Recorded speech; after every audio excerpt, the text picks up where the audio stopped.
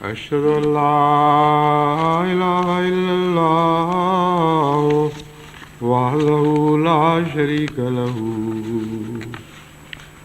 وأشهد أن محمدا عبده ورسوله أما بعد فأعوذ بالله من الشيطان الرجيم بسم الله الرحمن الرحيم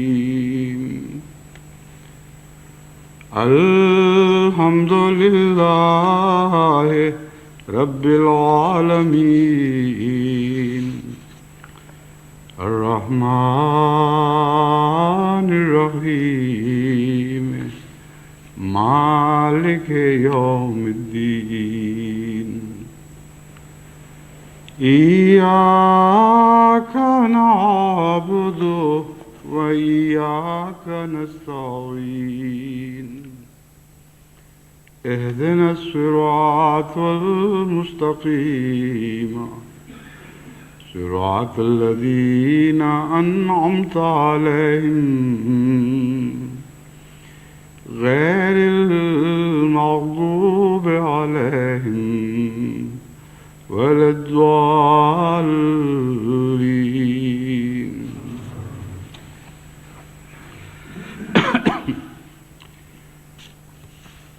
علامہ اقبال نے ایک دفعہ اپنی ایک نظم میں خدا تعالیٰ کو مخاطب کرتے ہوئے یہ عرض کیا،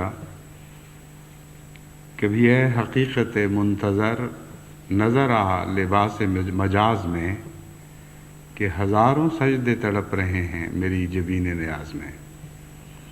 یہ وہی لقاء کا مضمون ہے جو پچھلے 2 خطبوں میں بیان کرتا رہا ہوں، لیکن ایک ایسی آنکھ نے لقاء کے مضمون کو دیکھنے کی کوشش کی جو عرفان سے آ رہی تھی. چنانچہ اسی مضمون کو حضرت نواب مبارکہ بیگم نے ایک جوابی نظم میں بیان فرمایا. علامہ اقبال نے تو یہ کہا تھا کہ کبھی اے حقیقت منتظر نظر آ لباس مجاز میں، کیوں نظر نہیں آتی کہ ہزاروں سجدے تڑپ رہے ہیں.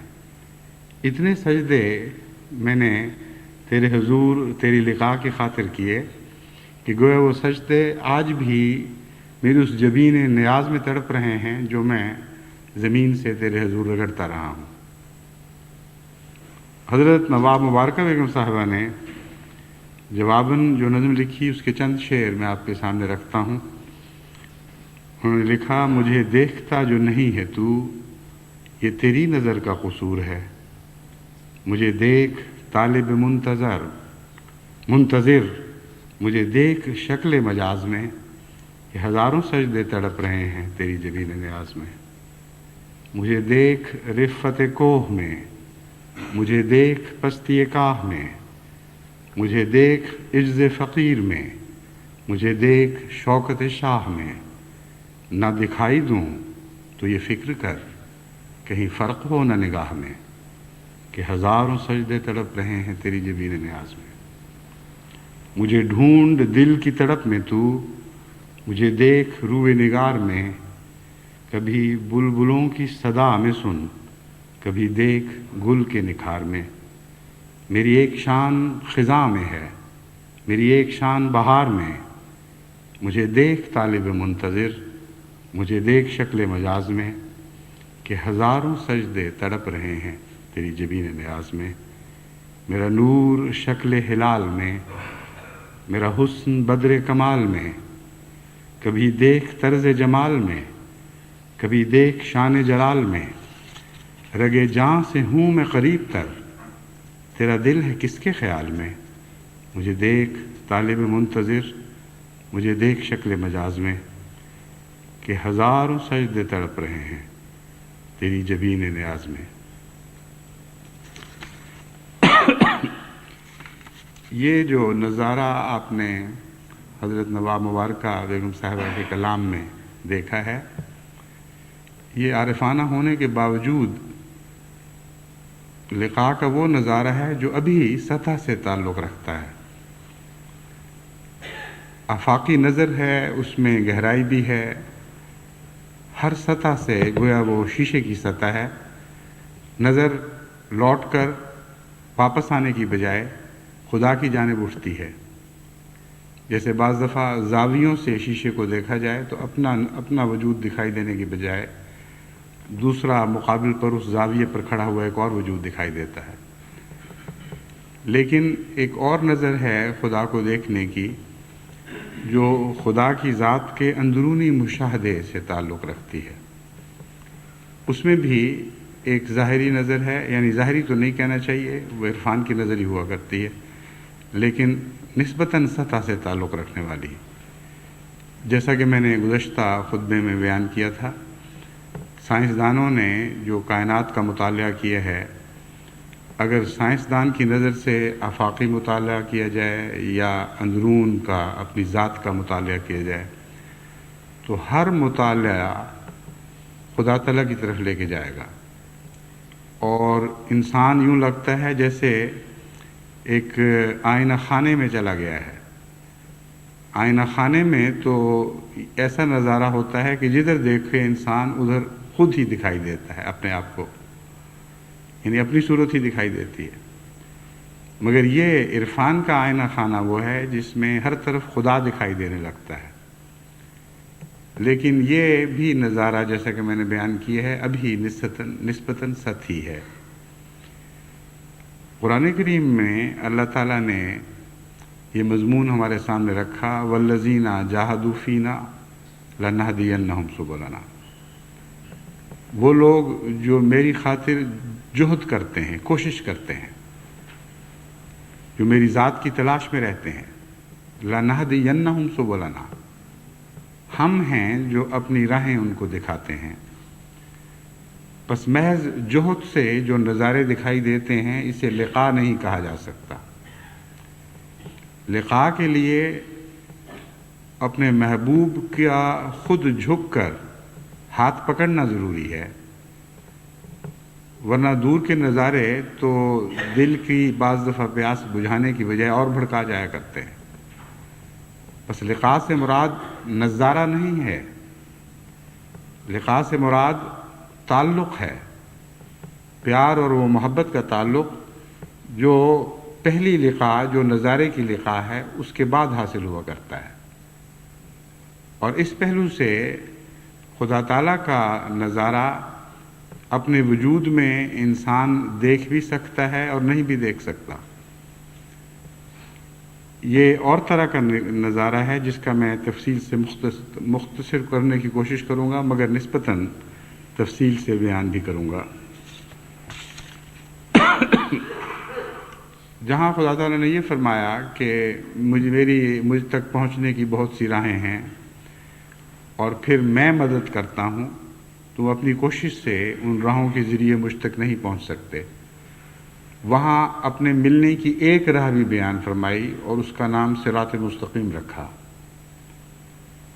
چنانچہ جہاں فرمایا لنہدینہم سبلنا، ہم اپنی راہوں کی طرف ان کو ہدایت دیتے ہیں، وہاں یہ دعا سکھلا دی کہ ربنا اہدنا الصراط المستقیم، کہ اے خدا ہمیں صراط مستقیم کی راہ دکھا۔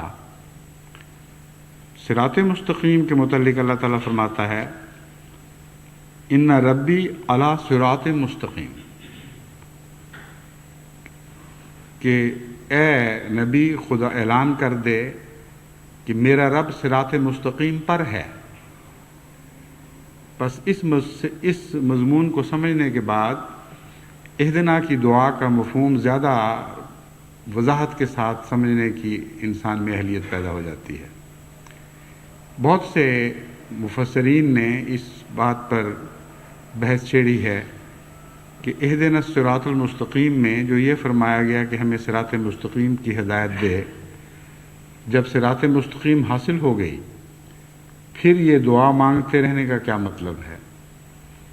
اور اس کے بہت سے معنی بیان فرمائے گئے ہیں جو درست ہیں اور مختلف زاویوں سے درست ہیں، لیکن حقیقی معنی یہ ہے کہ صراط مستقیم خدا کی ذات کا وجود ہے، اور خدا کی ذات جس راہ پر کھڑی ہے وہ لامتناہی راہ ہے، اور خدا کی ذات میں سفر لامتناہی ہے۔ بس اہدنا الصراط المستقیم کا معنی یہ ہوگا کہ اے خدا جس راہ کے متعلق تو نے فرمایا ہے کہ اے نبی اعلان کر کہ ان ربی علی صراط مستقیم، میرا رب صراط مستقیم پر کھڑا ہے، اس راہ کی ہدایت اس طرح دے کہ ہم ہمیشہ اسی راہ پہ چلتے رہیں اور اسی راہ پر ہمیشہ تیرے وجود کے اندر آگے بڑھتے رہیں اور تیری ذات سے زیادہ متعارف ہوتے چلے جائیں۔ یہ وہ لقاء ہے در حقیقت جو خدا کی مدد سے ملتی ہے اور ملنے کے بعد پھر جاری رہتی ہے، اور یہ مضمون پھر کبھی ختم نہیں ہوتا۔ جیسا کہ میں نے بیان کیا ہے، خدا کی ملنے کی بہت سی راہیں ہیں، لیکن ان راہوں کی تفاصیل بیان کرنے کا یہاں وقت نہیں۔ ان میں سے آج کے مضمون کے لیے میں نے ایک راہ اختیار کی ہے، اور وہ عجز کی راہ ہے۔ حضرت اقدس مسیح موعود علیہ السلام نے اس مضمون پر اپنے منظوم کلام میں بھی بہت پیارے رنگ میں روشنی ڈالی ہے، اور اپنے نثر کے کلام میں بھی بہت ہی پیارے رنگ میں روشنی ڈالی ہے۔ فرماتے ہیں بدتر بنو ہر ایک سے اپنے خیال میں، شاید اسی سے دخل ہو دارالوصال میں۔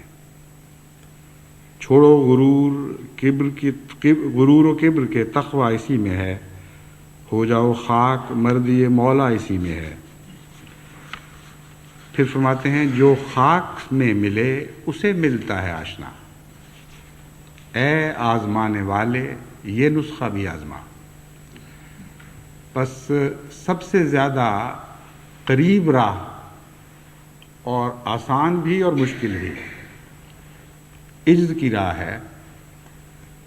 اپنے آپ کو گرا دینا آسان ہے، اس لیے میں نے اسے آسان راہ کہا، لیکن جب تکبر کے ڈنڈے کے سہارے انسان کا پھولا ہوا خیمہ کھڑا ہوا ہو تو جب تک وہ ڈنڈے نہ توڑے جائیں اس خیمے کا گرنا آسان نہیں ہوا کرتا۔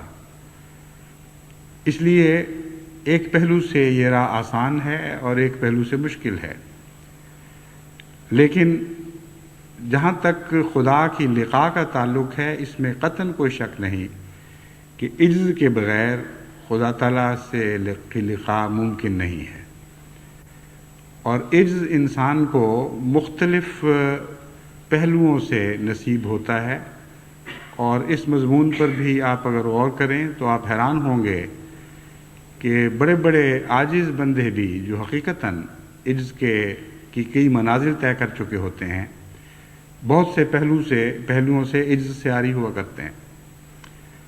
اس لیے اس مضمون کو بڑا گہرائی سے سمجھنا چاہیے۔ عجز کیا ہے اور کیسے نصیب ہوتا ہے، اور اس کے برعکس تکبر کیا ہے اور تکبر سے بچنے کے کیا طریق ہیں۔ ان کو اگر آپ خوب اچھی طرح سمجھ لیں تو آپ کے لیے خدا کے تک پہنچنے کی ایک راہ آسان تر ہو جائے گی۔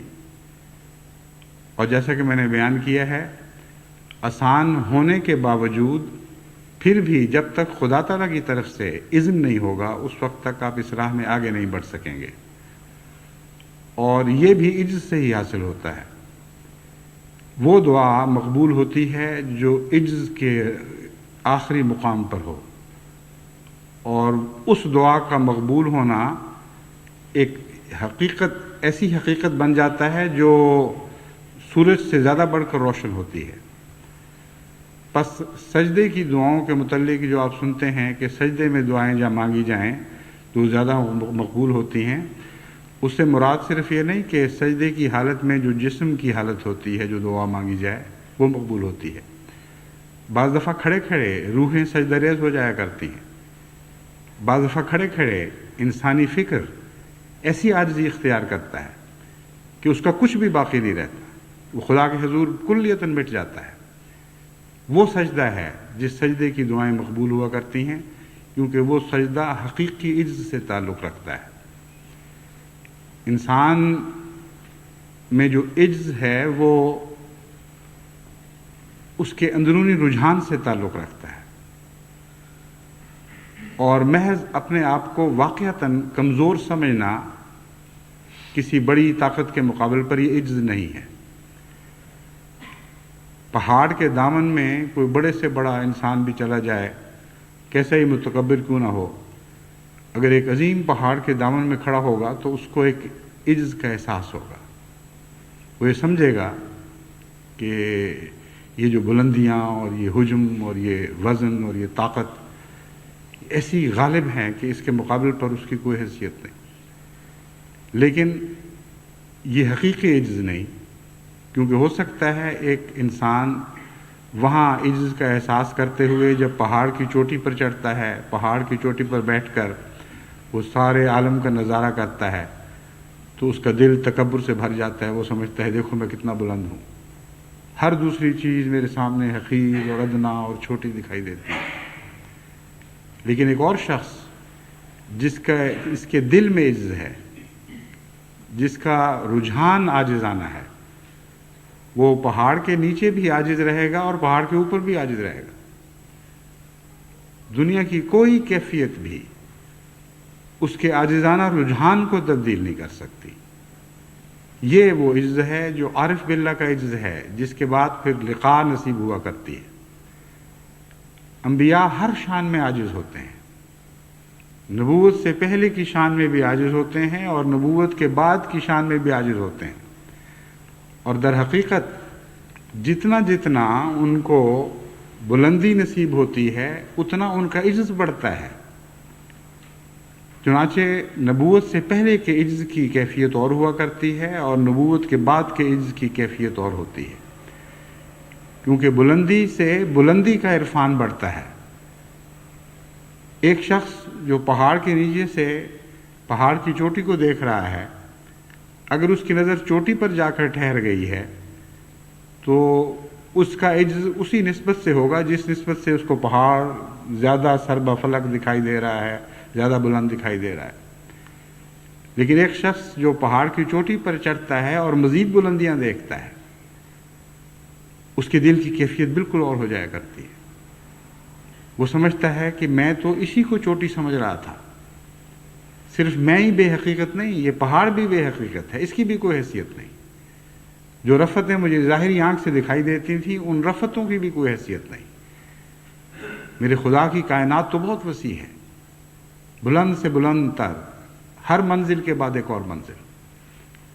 یہی مضمون ہے جس کو حضرت اقدس ابراہیم علیہ السلام نے جب بیان فرمایا تو بہت سے مفسرین دھوکہ کھا گئے، یعنی اس کا ذکر قرآن کریم میں پڑھ کر، اور سمجھ نہیں سکے۔ وہ سمجھے کہ نعوذ باللہ یہ جھوٹ کی ایک قسم ہے، حضرت ابراہیم یا شرک کی ایک قسم ہے۔ حضرت ابراہیم علیہ السلام نے ستارہ دیکھا اور کہا اچھا دیکھو کیسا روشن ہے، شاید یہی ہمارا خدا ہو۔ مراد یہ نہیں تھی کہ میرا خدا ہے یا تمہارا خدا ہے، مراد یہ تھی کہ تم لوگ اس طرح مروب ہوتے ہو، تم لوگ جو عرفان سے عاری ہو، ہر بلند چمکنے والی چیز کو بڑا سمجھنے لگ جاتے ہو اور اس کے سامنے جھکتے ہو، حالانکہ وہ ذات جو ماورا ہے ان سے پیچھے ہے، وہ تمام روشنیوں کا منبع ہے، تمام روشنیاں اس سے پھوٹتی ہیں، ہر نور اس سے نکلتا ہے۔ تو نظر کو کہیں ٹھہرا دینا جو ہے یہ ایک قسم کا غلط عجز پیدا کرتا ہے جو شرک کی طرف لے جاتا ہے۔ بس اس مضمون کو بہت غور سے سمجھنا ضروری ہے۔ دنیا میں انسان جب بڑے بڑے بادشاہوں کو، جابر حاکموں کو دیکھتا ہے ان کے سامنے بھی تو ایک عجز محسوس کرتا ہے، لیکن اگر اسے حقیقی عاجزی نصیب نہیں یا عجز کا عرفان حاصل نہیں تو اس کی نظر وہیں جھک جاتی ہے، اور عجز سے بجائے اس کے کہ توحید پیدا ہو، شرک پیدا ہو جاتا ہے۔ بس حضرت ابراہیم علیہ السلام نے اپنے خداداد عرفان سے اس بات کو اس رنگ میں تمثیلاً بیان فرمایا کہ دیکھو اوہو یہ تو ستارہ ڈوب گیا، یہ تو میرا خدا نہیں ہو سکتا، ہاں چاند نکلا ہے، دیکھو کیسا روشن، کیسا خوبصورت، زیادہ پرنور اور زیادہ وجیح اور دل کو لبھانے والا۔ لیکن کچھ عرصے کے بعد وہ چاند بھی ڈوب جاتا ہے تو آپ کہتے ہیں اوہو ہماری نظر تو یہیں ٹھہری ہوئی لگ رہی تھی،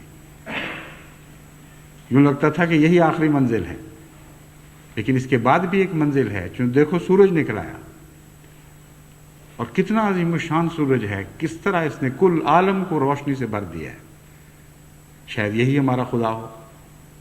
لیکن جب وہ سورج ڈوبا تو آپ نے فرمایا کہ نہیں، نہ ستارہ خدا تھا، نہ چاند خدا تھا، نہ سورج خدا ہے، حقیقت یہ ہے کہ وہ ما وراء الورا ہستی ہے، وہ ہمارا خدا ہے جس نے ان سب چیزوں کو نور بخشا ہے۔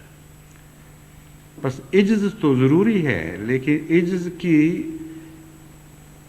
کہ اب یہ ایک اپنا عرفان ہوا کرتا ہے، اور صاحب عرفان کا عجز اور ہے اور بے عرفان انسان کا عجز اور ہے۔ بے عرفان کا عجز اسے بالکل ناکارہ اور بے ہمت کر دیا کرتا ہے، ہر طاقت کے سامنے وہ سجدہ ریز ہو جاتا ہے، ہر بڑے کو دیکھتا ہے اور اس کے سامنے اپنے آپ کو بے حیثیت سمجھ کر اس کو سجدے کرنے لگتا ہے۔ لیکن ایک صاحب عرفان کا عجز بلندیوں کے ساتھ اور جھکتا چلا جاتا ہے، نہ وہ تکبر کی طرف مائل ہوتا ہے، نہ وہ شرک کی طرف مائل ہوتا ہے۔ پس حضرت ابراہیم علیہ السلام نے اس مثال کے ذریعے عجز کی ایک بہت ہی خوبصورت تفسیر ہمارے سامنے فرما دی، اور ہمیں بتایا کہ عجز وہی ہے جو بالآخر خدا تک پہنچائے، ورنہ تم اپنے آپ کو ایسا حقیر اور بے طاقت سمجھنے لگو گے کہ مخلوق کے سامنے جھک جاؤ گے۔ بس نبوت میں بھی عجز کا عرفان بڑھتا چلا جاتا ہے، کیونکہ ایک بلندی کے بعد جب نبی کو دوسری بلندی نصیب ہوتی ہے تو اس بلندی سے خدا کی بلندی کا ایک اور آسمان اس کے سامنے روشن ہو جاتا ہے، ایک نئی بلندی اس کو دکھائی دینے لگتی ہے، اور اس کے سامنے وہ پھر اپنے آپ کو دوبارہ عاجز محسوس کرتا ہے۔ وہ سمجھتا ہے کہ میں نے اپنے آپ کو عاجز سمجھا تو تھا، لیکن جیسا کہ حق تھا ویسا عاجز نہیں سمجھا تھا۔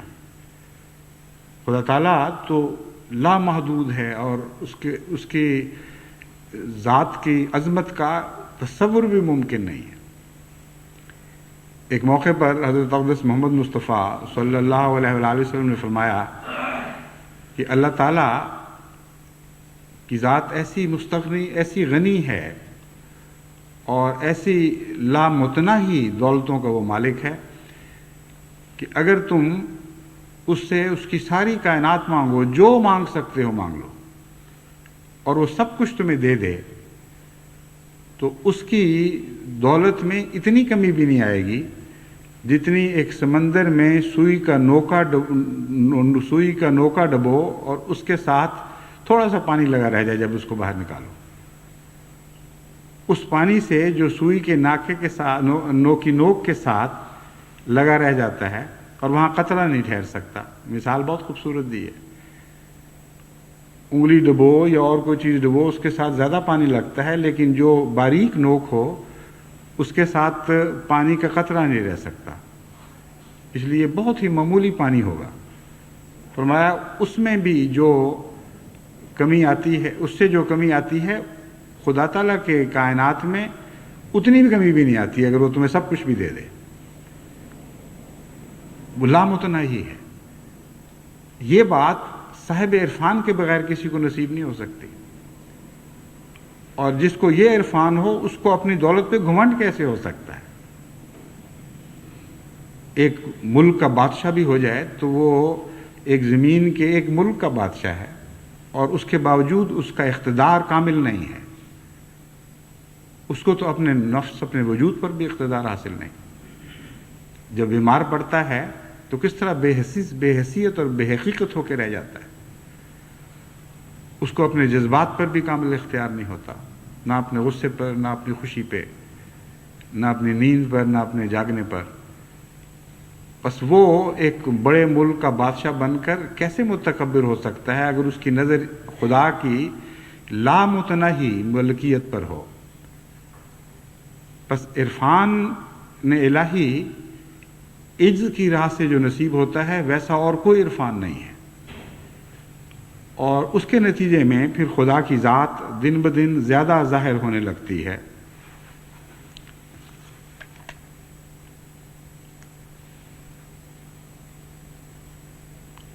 یہی وجہ ہے کہ بعض دفعہ بعض صوفیاء نے غلطی کی اور عجز کو ظاہری رنگ دینے لگے، اور آپ نے دیکھا ہوگا کہ وہ اپنے اوپر مٹی ڈالتے تھے، بعض اوقات اپنے کپڑے بھاڑ لیتے تھے، گندے کر لیتے تھے، اور ایسا رنگ اختیار کرتے تھے جیسے وہ دنیا میں سب سے زیادہ گندے اور غلیظ اور بیکار لوگ ہیں۔ یہ ایک اظہار تھا کہ ہم کچھ بھی نہیں، لیکن امر واقعہ یہ ہے کہ اللہ تعالیٰ تو جمال کو پسند کرتا ہے۔ وہ جو کچھ نہیں کی حالت ہے وہ بیرونی حالت نہیں ہے، وہ ایک اندرونی کیفیت کا نام ہے، اور بعض دفعہ بیرونی کیفیت اس اندرونی کیفیت سے بالکل متقابل ہوتی ہے، اس سے بالکل برعکس دکھائی دیتی ہے۔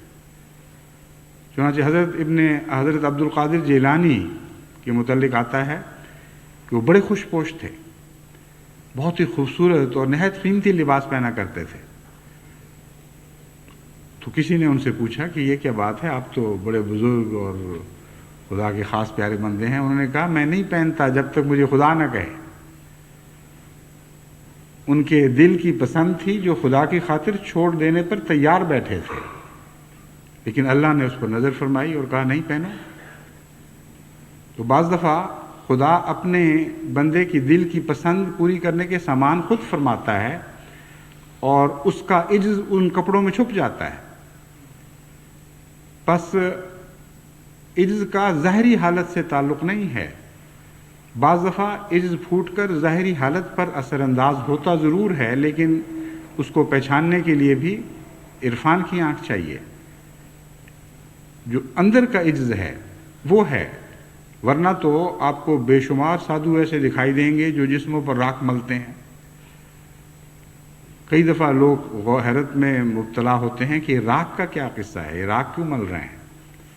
معلوم ہوتا ہے کسی زمانے میں کسی صاحب عرفان نے ان کو یہ بتایا ہوگا کہ مٹی میں مل جانے سے، راکھ ہو جانے سے خدا ملتا ہے۔ جنہوں نے مٹی کا محاورہ سنا انہوں نے مٹی ملنی شروع کر دی، جنہوں نے خدا کی راہ میں راکھ ہو جانے کا ذکر سنا انہوں نے یہ نہ سوچا کہ خدا کی خاطر اپنے وجود کو جلا کر ختم کر دینا اور اپنے نفس کی راکھ بن جانا، یہ مراد ہے خدا کی لقاء کے لیے، یہ چیز ہے جو انسان کی مدد کرتی ہے۔ تو انہوں نے راکھیں بننی شروع کر دی۔ پس عجز کے مقام تو بے شمار ہیں، لیکن جب تک اندرونی طور پر آپ کو وہ آنکھ نصیب نہ ہو جو عجز کی شناسائی بخشتی ہے، جسے عجز پہچانا جاتا ہے، اس وقت تک صحیح معنوں میں آپ خدا کی راہ میں آگے قدم نہیں بڑھا سکتے۔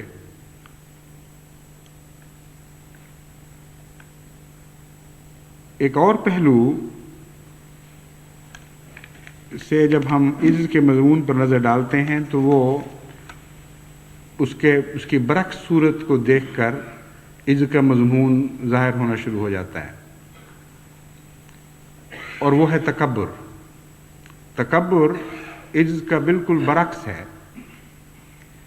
اور تکبر ایک ایسی چیز ہے جو انسان اور خدا کے درمیان ایک مکمل جدائی پیدا کرنے والا مضمون ہے، کیونکہ تکبر ایک ایسی چیز ہے جو خدا کے سوا کسی کو زیب ہی نہیں دیتا۔ یہ وہ صفت ہے جس میں خدا کا کوئی نبی شریک نہیں ہے، صرف خدا ہے جس کے متعلق جس کے صفات میں لفظ متکبر آتا ہے، اور بڑی شوقت والی صفت ہے، بڑا ہی روب پیدا ہوتا ہے انسان پر جب انسان خدا کی صفت متکبر پر غور کرتا ہے۔ اس کے سوا کسی بندے میں نہ تکبر کرنے کی استطاعت ہے، نہ تکبر کرنے کی طاقت ہے، نہ اسے زیب دیتا ہے، نہ اسے اجازت ہے۔ اس لیے خدا کے انبیاء بھی جبکہ خدا کی دوسری صفات میں شریک ہو جایا کرتے ہیں، شریک ان معنوں میں کہ اس سے حصہ پاتے ہیں، ویسے تو نعوذ باللہ شرک کا دوسرا مضمون ان پر صادق نہیں آتا، لیکن کسی نہ کسی رنگ میں خدا تعالیٰ کی صفت میں رنگین ہو جانے کا انسان میں ملکہ حاصل ہے اور اسے طاقت ودیت کی گئی ہے، لیکن تکبر کے لحاظ سے نہیں۔ پس تکبر اگر کسی جگہ ہے تو وہ خدا کے اور بندے کے درمیان ایک ایسا فاصلہ پیدا کر دیتا ہے کہ اس کے نتیجے میں متکبر خدا سے مل ہی نہیں سکتا۔ چنانچہ حضرت عیسیٰ علیہ السلام نے اس مضمون کو اپنے رنگ میں یوں بیان فرمایا کہ دولت مندوں کا خدا کی بادشاہی میں داخل ہونا کیسا مشکل ہے، کیونکہ اونٹ کا سوئی کے ناکے میں نکل جانا اس سے آسان ہے کہ دولت مند خدا کی بادشاہی میں داخل ہو۔ اس زمانے میں غالباً دولت مند ہی زیادہ متکبر ہوا کرتے تھے، اس لیے وہ دولت مند کہہ کر دراصل متکبر کا مضمون باندھا گیا ہے لیکن قرآن کریم نے اس مضمون کو نہایت زیادہ کمال کے ساتھ اور بہت ہی حسین انداز میں بیان فرمایا ہے، اور اس مضمون کو جو ابتدائی دکھائی دیتا ہے حضرت مسیح کے قول کی صورت میں، اسے مکمل کر دیا ہے۔ یعنی قرآن کریم کے بیان میں یہ مضمون اپنے ختم کو پہنچ گیا ہے، اس سے بڑھ کر یہ مضمون بیان نہیں ہو سکتا۔ فرمایا ان الذین کذبوا بآیاتنا واستکبروا عنہا لا تفتح لهم ابواب السماء ولا يدخلون الجنۃ حتی یلج الجمل فی سم الخیاط،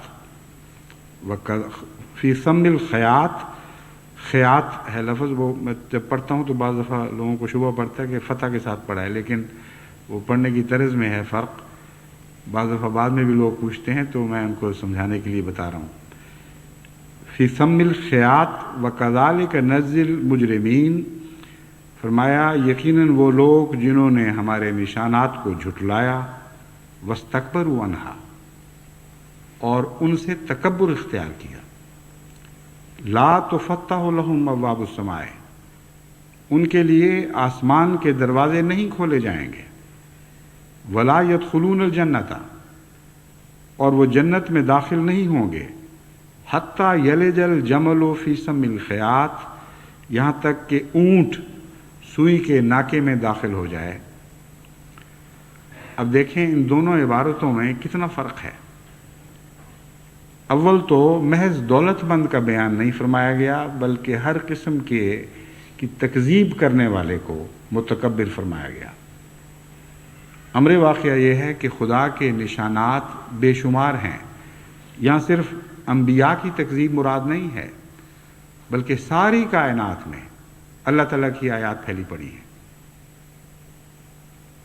اور متکبر ہر آیت کی تکذیب کرتا چلا جاتا ہے، وہ دیکھتا ہے، استفادہ کرتا ہے، خدا کی آیات میں ڈوبا ہوا ہے دن رات، ان آیات کے سہارے زندہ ہے، ہر سانس ان آیات کا محتاج ہے، زندگی کا ہر لمحہ ان آیات کے سہارے چل رہا ہے، اور ایسا غافل ہے اور ایسا بے وقوف اور اندھا ہے کہ اس کے باوجود آیات کا انکار کرتا چلا جائے، ان سے تکبر کی راہ اختیار کرتا ہے، سمجھتا ہے کہ میری ادنا غلام ہے، میں جس طرح چاہوں ان سے سلوک کروں، اور کوئی مالک نہیں ہے جس کے سامنے میں اپنے اس استفادے کے لحاظ سے جواب دے ہوں۔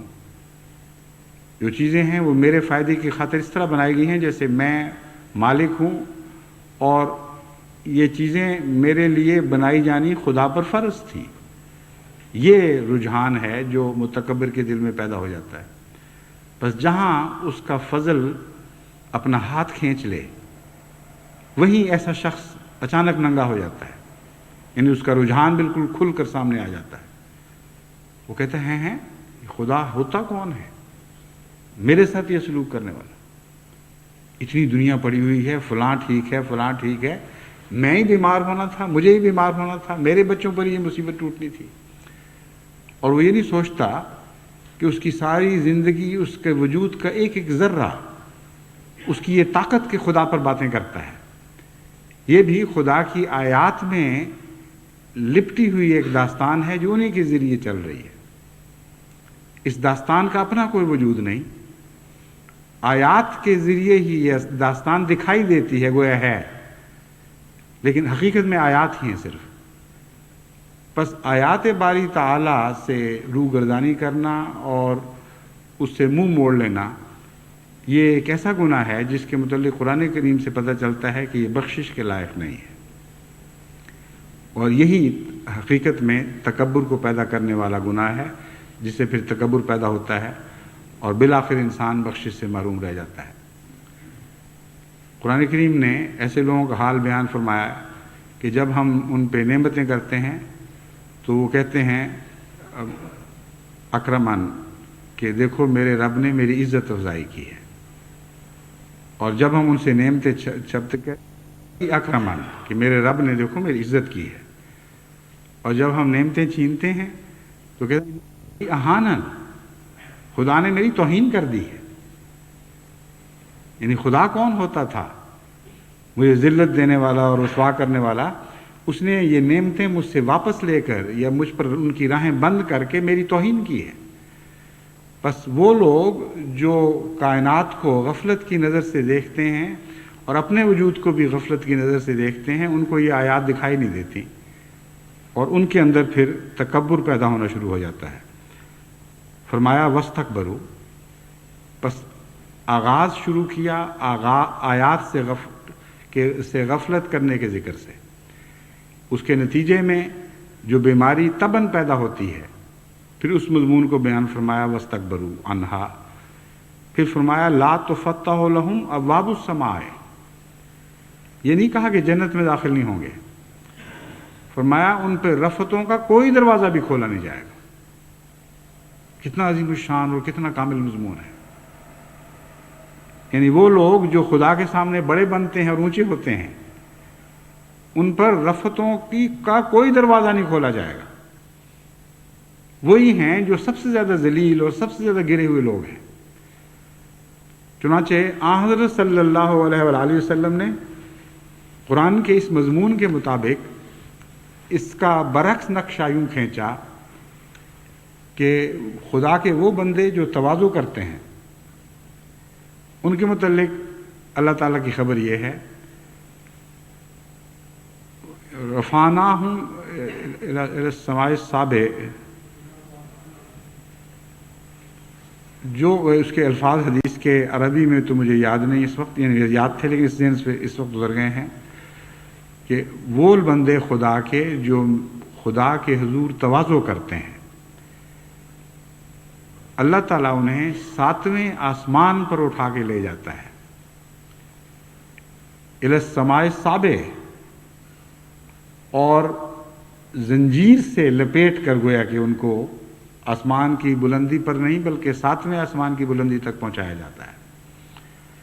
بس قرآن کریم نے فرمایا وَاسْتَكْبَرُوا عَنْهَا لَا تُفَتَّحُ لَهُمْ أَبْوَابُ السَّمَاءِ، جو تکبر کرتا ہے اس پر رفتوں کے دروازے نہیں کھولے جاتے.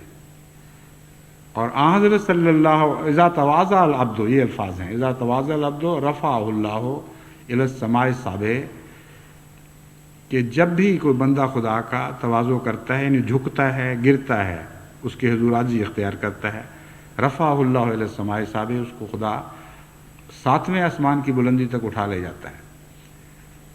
تو ہر بلندی کے لیے ایک عجز کا مقام ہے.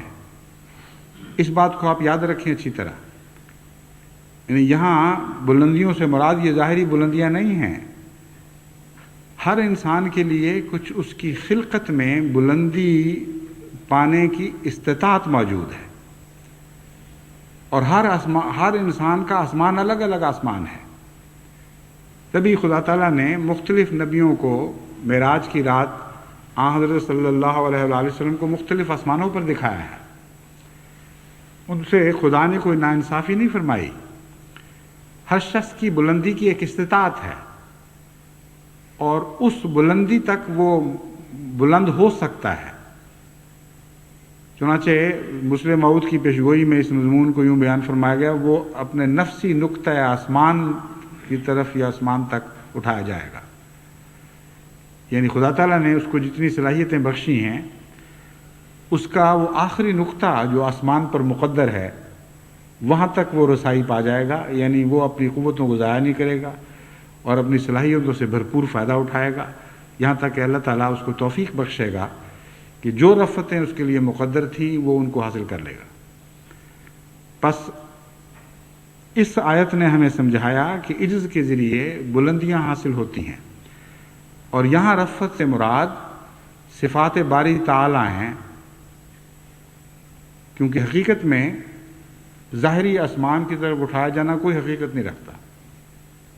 یہاں ہرگز ظاہری آسمان مراد نہیں، نہ کبھی آج تک ہم نے دیکھا ہے کہ زنجیروں سے باندھ کر خدا نے کسی سجدہ کرنے والے کو سجدے کی حالت سے اٹھا کر کسی اوپر جو نظر آنے والے جو میں پہنچا دیا ہو۔ بس یہ کیسے ہو سکتا ہے کہ حضور صلی اللہ علیہ وسلم خبر دیں اور واقعہ نہ ہو؟ لیکن یہ واقعہ ہر روز گزرتا ہے۔ ہزاروں لاکھوں بندگان خدا ایسے ہیں جو سجدوں کی حالت میں اٹھائے جاتے ہیں، اور ضروری نہیں کہ وہ سجدہ ظاہری سجدہ ہو، ان کے دلوں پر ایسی کیفیتیں طاری ہوتی ہیں زندگی میں جو اچانک ان پر ان کے عجز کا ایک مقام روشن کرتی ہیں، اور اس فلیش میں، اس ایسے لمحے میں جس کو ظاہری وقت سے ناپا ہی نہیں جا سکتا، اچانک ان کو اپنا ایک عجز کا مقام دکھائی دیتا ہے، اور دل سے خدا تعالیٰ کی ایسی تکبیر بلند ہوتی ہے کہ اس کے نتیجے میں انہیں رفتوں کو ایک آسمان کی طرف بلندی نصیب ہوتی ہے۔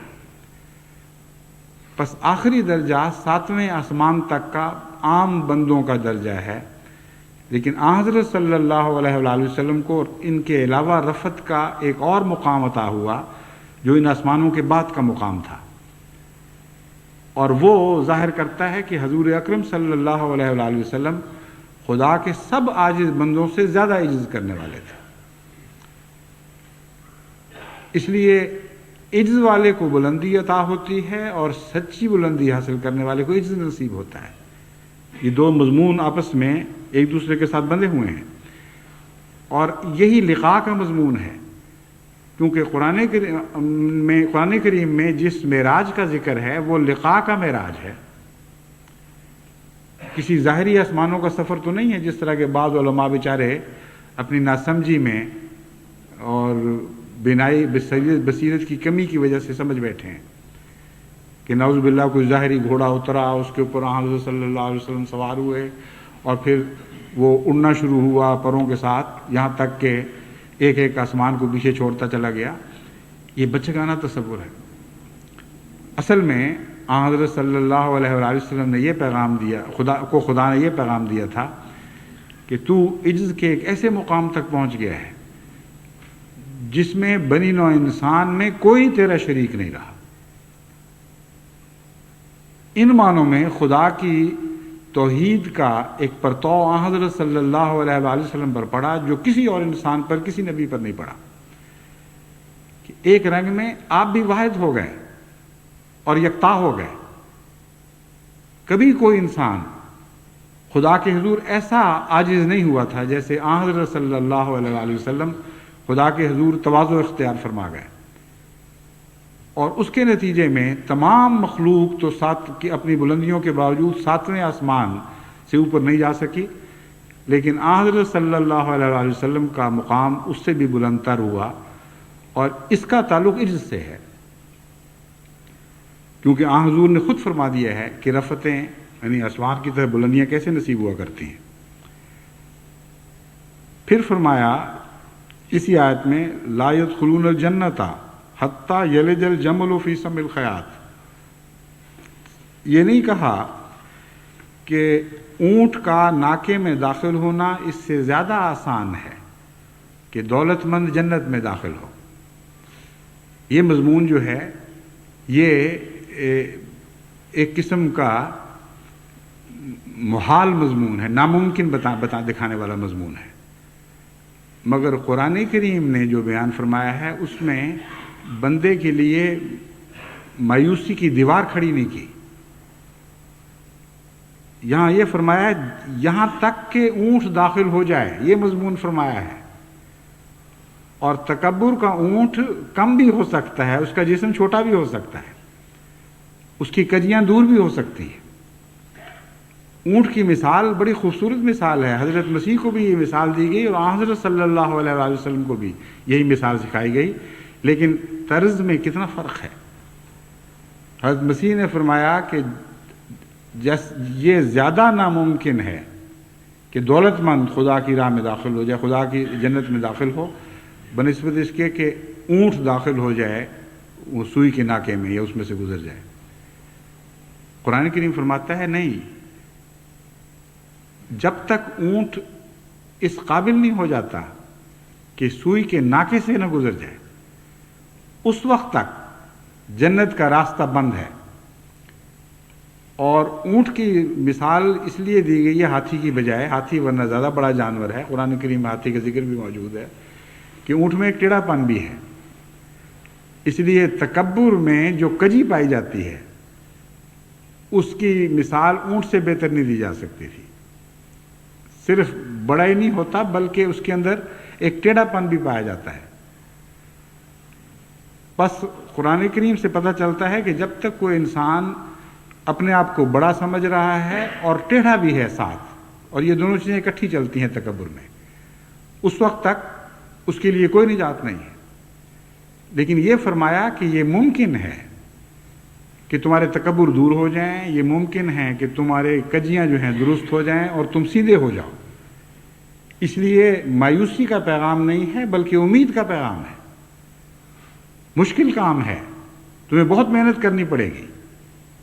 انکا قادح الی ربک، بہت مشقت کی راہ اختیار کرنی پڑے گی، لیکن اگر کرو گے تو فملاقی ہے. اے انسان تجھے یہ پیغام ہے کہ تو ضرور خدا کو پالے گا. جنت تجھ پر حرام نہیں ہوئی ہے، مگر جنت کی راہ بتائی جا رہی ہے کہ وہ کیسی مشکل راہ ہے. اپنے نفس کے تکبر کو توڑو، اس کی کجیوں کو درست کرو، پھر تم ضرور اس راہ پر چل پڑو گے جو حضرت محمد مصطفیٰ صلی اللہ علیہ وآلہ وسلم کی راہ ہے، اور پھر تمہیں حقیقی بلندی نصیب ہوگی. قرآن کریم میں آسمان کے مضمون کے ساتھ ایک اونٹ کا مضمون بھی باندھا گیا ہے. چنانچہ جو دوسری رکعت میں ہم سورت تلاوت کرتے ہیں اس میں یہ مضمون اکٹھا آیا ہے. اس کے متعلق ایک دفعہ میں نے خطبے میں کچھ روشنی ڈالی تھی، لیکن قرآن کریم کی آیات تو لامتناہی ہیں. یہ جو اب میں مضمون بیان کر رہا ہوں اس کا بھی اس کے ساتھ ایک تعلق ہے. آسمان کی بلندی اونٹوں کو حاصل نہیں ہوا کرتی، تمہیں غور کرنا چاہیے.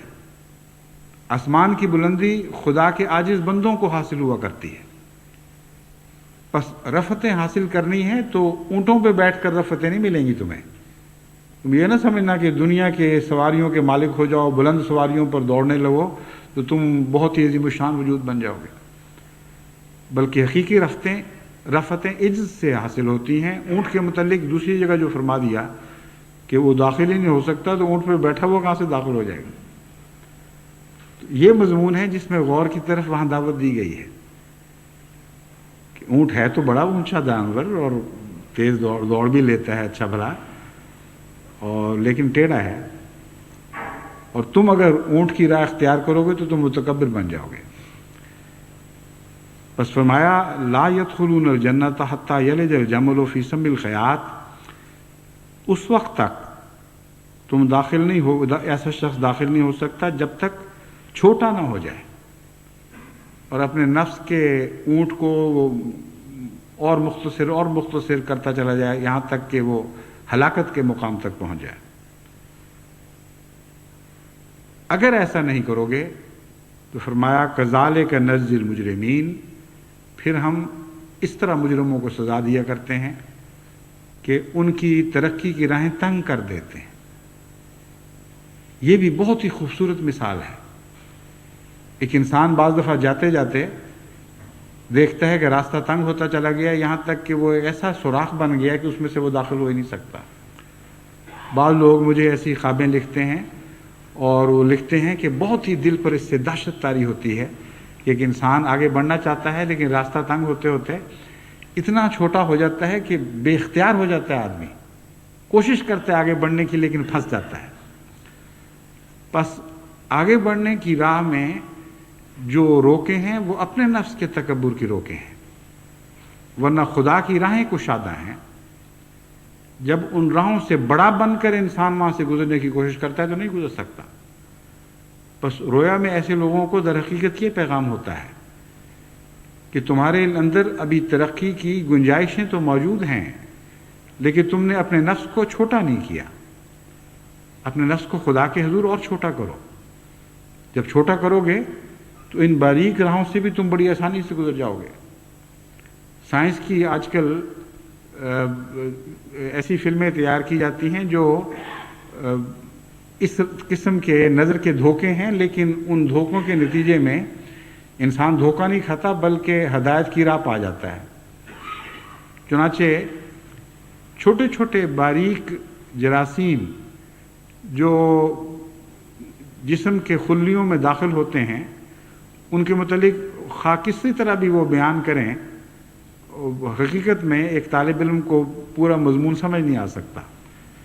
تو سائنس کے ذریعے انہوں نے ایسے نظر کے دھوکے بنا لیے ہیں کہ ایک آدمی جو سمجھا رہا ہے کہ اندر کیا ہے، وہ اتنا چھوٹا دکھائی دیتا ہے کہ اس کے مقابل پر خلیہ لگتا ہے ایک بہت بڑا ہال ہے، اور پھر وہ خلیے میں اترتا ہے ان باریک نالیوں کے ذریعے جو بڑی مشکل سے دکھائی دیتی ہیں، اور وہ چھوٹا سا آدمی اس میں جا کر پھر وہ پھر رہا ہے چاروں طرف، وہ اندر چیزیں دیکھ رہا ہے، وہ بچوں کو دکھا رہا ہے کہ دیکھو میں اس فلاں جگہ پہنچ گیا ہوں، یہاں نیوکلیس کی یہ شکل ہے، یہ خلیے کے پردے اور نیوکلیس کے درمیان کا پانی ہے، یہاں اس قسم کی پیگمنٹس ہیں، یہ ہے وہ ہے. اور وہ ایسا مزیدار نظارہ ہوتا ہے کہ وہ بچے کے دل پر ہمیشہ کے لیے نقش ہو جاتا ہے، یا طالب علم کے ذہن پر ہمیشہ کے لیے نقش ہو جاتا ہے. تو حقیقت میں چھوٹا ہو جائے انسان تو راہیں کشادہ ہو جاتی ہیں، اور خدا کی راہ میں چھوٹا ہونا ضروری ہے، کیونکہ خدا کی راہ پہ آپ نے چلنا ہے اور وہاں بڑے بن کر نہیں چلا جا سکتا. اور اس پہلو سے بہت سے اور ایسے زاویے ہیں جن کو آپ کے سامنے رکھنا ضروری ہے. تکبر کے متعلق حضرت مسیح موعود علیہ الصلوۃ والسلام نے بعض بہت ہی پیاری نصیحتیں فرمائی ہیں، وہ بھی آپ کے سامنے رکھنی ضروری ہیں. لیکن چونکہ اب وقت ہو گیا ہے، ایک گھنٹے کے قریب وقت ہو گیا ہے، اس لیے باقی باتیں انشاءاللہ آئندہ جمعہ میں بیان کروں گا. یہ وہ جمعہ ہے جس کا خطبہ اس وقت فرینکفرٹ اور میونخ میں بھی سنا جا رہا ہے. اب خدا تعالیٰ نے دیکھیں نئے نئے ایسے آلات مہیا فرما دیے ہیں، نئے نئے سائنس کے انکشافات ایسے ہو چکے ہیں جن کے نتیجے میں انسانی آواز کی پہنچ کہاں سے کہاں پہنچ گئی ہے. بس وہ بھی ہمارے شریک ہیں، اور اللہ تعالیٰ ان منتظمین کو جزا دے جن کی کوششوں کے ذریعے یہ آواز براہ راست دوسرے ملکوں کے لوگ سن سکتے ہیں، اور ان لوگوں کو بھی ہدایت دے جن کی کاوش فکر کے نتیجے میں ایسی ایسی چیزیں ایجاد ہوئیں. احسان مند ہونے کا ایک یہ بھی طریق ہے. بس رمضان مبارک میں جب آپ دعائیں کریں تو اپنے ہر محسن کے لیے دعا کیا کریں. مجھے ایک بچی کی بات بہت ہی پیاری لگتی ہے. وہ چودھری شاہ نواز صاحب مرحوم کی نواسی ہے. وہ چھوٹی سی تھی تو اسے ماں باپ نے سمجھایا کہ بیٹا دعائیں کرو، رمضان ہے یا ویسے کسی موقع پر کہا ہوگا، بہت دعائیں کیا کرو. تو ایک دن اس سے پوچھا کہ تم نے کیا کیا دعائیں کیں، بتاؤ تو صحیح. اس نے کہا میں نے جو دعائیں کیں امی کے لیے، نانی کے لیے، نانا کے لیے، ابا کے لیے، فلاں کے لیے، فلاں کے لیے، اس کے علاوہ میں نے اس کے لیے بھی دعا کی جس نے آئس کریم ایجاد کی تھی. انہوں نے کہا ہے اس کے لیے کیوں دعا کی؟ انہوں نے کہا دیکھو اس نے بچوں کا دل خوش کر دیا. اب یہ بات تو بچگانہ ہے لیکن عارفانہ بھی ہے. ہم لوگ جب بندوں کا احسان نہیں دیکھ سکتے تو خدا کا احسان بھی نہیں دیکھ سکتے. اس بات کو حضرت صلی اللہ علیہ وآلہ وسلم نے بیان فرمایا، من لم یشکر الناس لم یشکر اللہ. بس خدا کے عرفان کی باتیں تو ہم کر رہے ہیں، اگر بندے کا عرفان نہ ہوا تو خدا کا بھی نہیں ہوگا. تو ہر محسن کے احسان پر نظر رکھتے ہوئے اس کے لیے دل میں جذبہ تشکر رکھیں، اور اگر براہ راست کچھ نہیں کر سکتے تو دعا کیا کریں. اپنی دعاؤں کے ذریعے آپ احسان کا بدلہ اس رنگ میں اتار سکتے ہیں کہ ظاہری طور پر جو بدلے اتارے جاتے ہیں اس سے بہت بڑھ کر ایسے شخص کو جزا پہنچ جاتی ہے۔ اور اس طرح ہر راہ میں آپ کو، بندوں کی راہ میں بھی اور دوسری راہوں میں بھی، آفاقی طور پر بھی اور اندرونی طور پر بھی، ہر مطالعے میں خدا دکھائی دینے لگے گا۔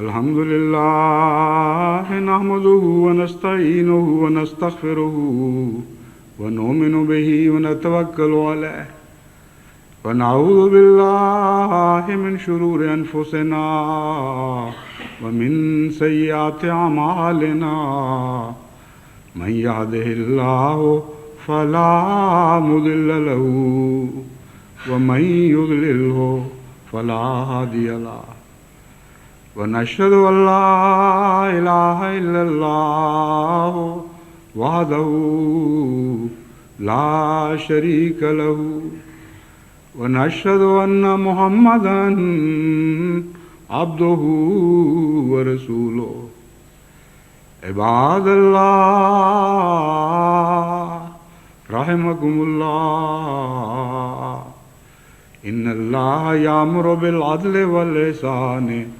وإيتاء ذي القربى وينهى عن الفحشاء والمنكر والبغي يعظكم